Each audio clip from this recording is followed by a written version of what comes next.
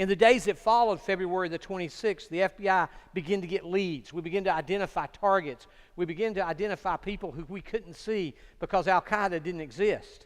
They weren't an army that would march in formation. They weren't an enemy that held meetings in certain cities around the world. They had no country they resided in. They resided everywhere. It was an invisible army, an army we couldn't see, and we wanted to attack that army. You see, it's similar to the battle that we fight today, a battle of spiritual warfare. We believed that the next attack was imminent. We didn't know it was going to be 10 years. We thought it was going to happen again. We knew they were coming back. We knew that the enemy was going to advance upon us. But on that night, one of my jobs was to tap a telephone. I had a friend with me. His name was Bob, and we went in there that night, and we were prepared. We had done this hundreds of times. We knew our job. We knew what we had to do. There's a little place on the back of it. You pop the phone box open with a little special tool. We had been trained. We knew how to manage this case. It was nothing. We just couldn't get caught. We sneak in behind the house. We're there. There's no noise. It's quiet. You hear a little bit of a noise upstairs. Maybe it's a television that's playing late with no one watching. And I look around, and Bob says, "I'll do this one." Meaning he's going to take the screwdriver and he's going to apply this device to the phone line. And as he begins to do his work, as he begins to apply that device, I'm there with a little pen light trying to hold it on to him. He's got one in his mouth. He's trying to do his work. And what seemed like an eternity was probably about 2 minutes, 3 minutes. If you don't know what it's like, put on boxing gloves and box your friend. You won't even make 3 minutes before your arms are dropping and you're dead tired. And I'm fighting this man, and I can feel the breath on the back of my neck. The Feast of Sukkot, or the Feast of the Tabernacle. It's to celebrate when the Hebrews left Egypt and they came to the Promised Land over 40 years. They would build these little temporary houses that they would sleep in at night to protect them from whatever. And they celebrated this feast, and it happened every year. And this year, I think it's always in the fall of the year, and then Easter is always in the spring, and it rotates on exactly what day it is. But this feast was coming up in Jerusalem, and during this feast, Jesus said to his disciples, this was the early part of Jesus' ministry, he knew they were trying to catch him. He knew they were going to kill him. He knew what the plan was. He knew that Satan had a scheme and a strategy and a plan, and he was going to try to put that plan together. He knew that, but Jesus said, we're going to go, but we're going to go in secret. So in secret, Jesus took his disciples, and they went down to Judea from the Galilee, and the enemy was prepared. They were there. His disciples tried to get him to be more open, and Jesus says, no, hold on. The Jewish leaders want to kill me. They want to kill me. The crowd was mixed with their opinions. Some people said, hey, he's a good man. I saw the miracles. I saw the guy healed. I saw this. And they were mixed. But for some of the people, they weren't believing the truth. They were believing the deception. In John chapter 7, verse 18 and 19, it says, whoever speaks on their own does so to gain personal glory. But he who speaks the glory of the one who sent me is a man of truth. There is nothing false about him. Moses gave you the law, but not one of you keep the law. Why are you trying to kill me? Jesus said, from the time I came onto the scene, I told you who sent me. I told you that the miracles I did were because he gave them to me. I told you that the words I said was because my Father in heaven gave them to me. But yet you're trying to kill me. Why are you trying to kill me? And the people will say, trying to kill you? Is this the guy they talk about? I think he prayed for all the people that had lived to that day and all the people who would live after him. I think Jesus began to petition his Father on their behalf and said, Lord, I'll do what you asked me to do. I will take the fight to that enemy. At dawn, he woke up at dawn, as was his case, and he would go off to pray at dawn. But on this morning when he woke up, you know what he did? He said, I'm taking it back to Jerusalem. I'm going back into Jerusalem. They tried to catch me yesterday. They didn't get me. I'm going back in today. He went back to Jerusalem the next day. He went back to the temple, and he began to teach again. And you're like, well, dude, you were there. They almost had you yesterday. You know they're trying to kill you. Why are you going back? We want him to go back. He has to go back for us. He knows the plan. He knows that Satan has a strategy. Satan's strategy is to take away our lives. He wants to disrupt our families. He wants to disrupt our friendships. He wants to disrupt the relationship you have with your mother and father. He wants you to talk back to your parents. He wants you to argue with your mother over homework. He wants you to fight and argue over Facebook and cell phone and any other social media you can think about. Yes, he's current. He wants all of that. He's a schemer and a planner, and he's a liar and a cheat. So Jesus had to go back to the temple.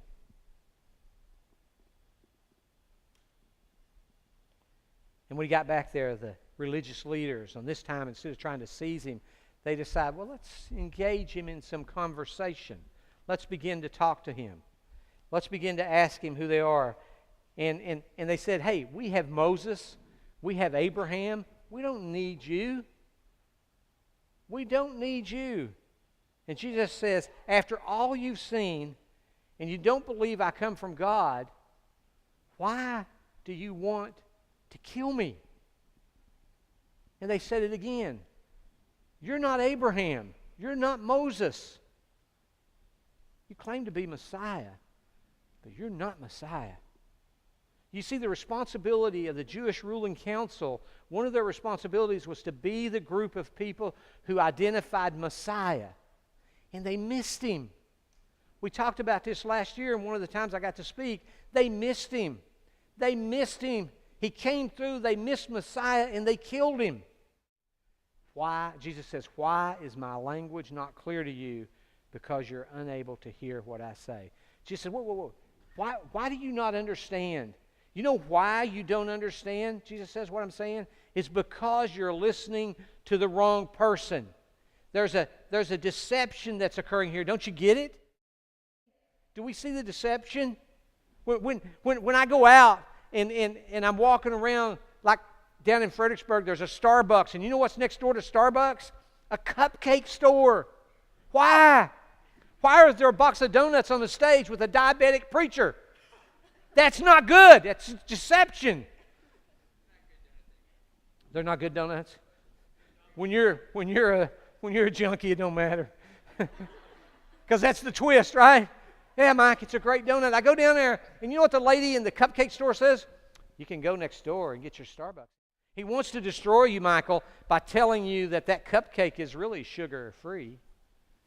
You see what he's coming after me on? He's attacking my physical body, because as a diabetic, if I don't control sugar cupcakes, someday they'll take my toes. And then someday they'll take my feet. And someday they'll take my legs. And I'll be in a wheelchair, and Charles will have to run me around somewhere changing my catheter bag. Charles, you promised.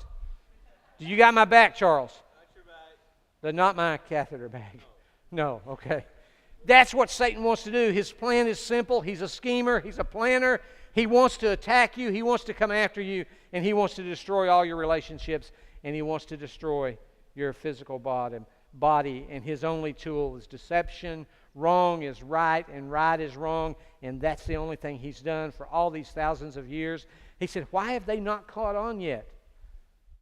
A very good friend of mine in London, his name is DJ. And I can't understand a word he says because he's got a Scottish accent. But DJ, what did you say? He said, I'm going to go smoke a cigarette. And he smokes. I said, how many packs a day? He said, like 5. That's a bad habit. There's no deception there. I mean, he's hooked. He's in. And now he's switched off to these electronic cigarettes. What is it? I don't even know what that is. But it's vapor mist. That's the twist. It's a deception. He's not stopped smoking. Instead of smoking tobacco, he's smoking water vapor. I don't know if that's good for you. I don't know. They'll find something. But that's the twist, DJ. That's the deception. You're allowing someone to take the truth and change it. My wife tells our kids that if a whole truth is presented as a half-truth, it's an untruth. An untruth presented as a whole truth is a half-truth. Have I got it right yet? Right the first time. The point is, a whole truth is a whole truth. A half-truth is a lie. It's a deception. In the end, it's the destruction of your family. It's the destruction of the relationship with your mother and your father, your siblings, your friends at school, the people you sat here with. That's his only tool, if he can deceive you, if he can get you to not trust the person next to you, if he can get you to believe that little story that somebody has said over here, if he can get you more concerned with what's being said on Twitter and Facebook than what's being said to your face, he's already got you. You're headed for a pastime that takes you down a pathway that leads to a habit that you'll spend the rest of your life trying to break. John 14:30.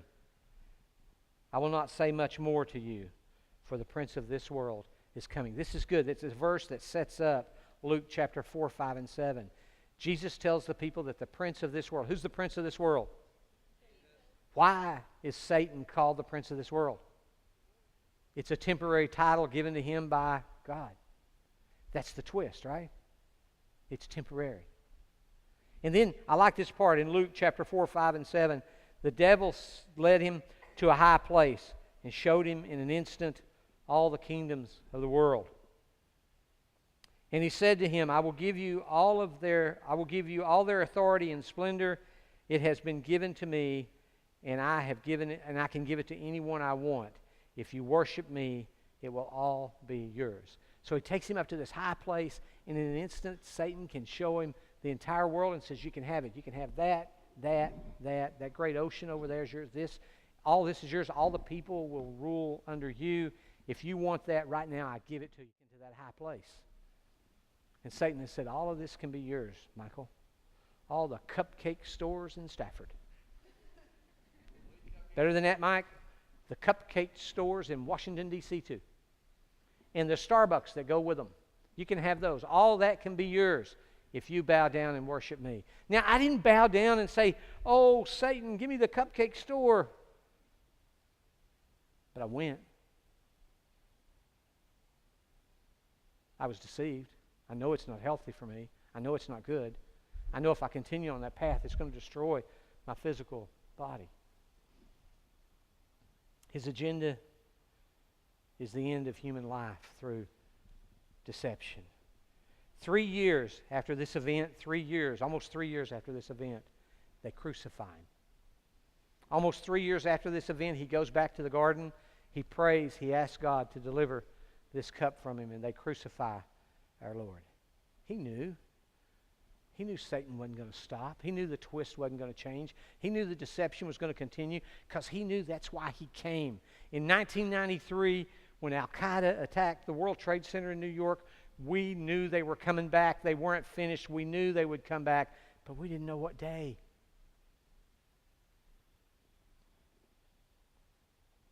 "30 years later, Paul writes a letter to the Ephesians. And he says, in Ephesians 6:11, he says, put on your full armor of God so that you can take your stand against the devil's schemes. 30 years later, Paul writes a letter to the people in Ephesus and says, put on your whole armor, your whole body armor of God, so you can fight against the schemes of the devil. He's a schemer, he's a planner, he's a plotter, but his only tool, the only one he has, is deception. Have you ever been deceived? Have you ever been on a date? If you've been on a date, you've been deceived. You ever been deceived? Really? If you've trusted a secret to somebody at school and they told, you got deceived. Deception. You see, Satan's plan is all about getting you to believe what's not true, but thinking it is true. Because in the moment that you're there, in that very moment that you're there, and that guy says, hey, would you like to go? And sure. It seems so right. But it puts you on a pathway that leads to a destructive, deceptive habit that you wish you hadn't have ever started.